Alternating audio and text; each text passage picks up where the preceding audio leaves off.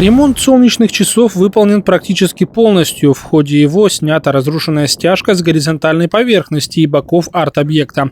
Сейчас боковые стенки по периметру облицованы гранитными плитами. Буквы и цифры были извлечены, очищены от грязи и ржавчины. Их вновь покрасили и втопили в новый слой бетона. По нему уже выполнена акриловая покраска. Работы выполнял подрядчик «Интелстрой». Осталось прибрать строительный мусор возле объекта. Андрей Жилин, Максим Колосов, специально для СМ Медиа.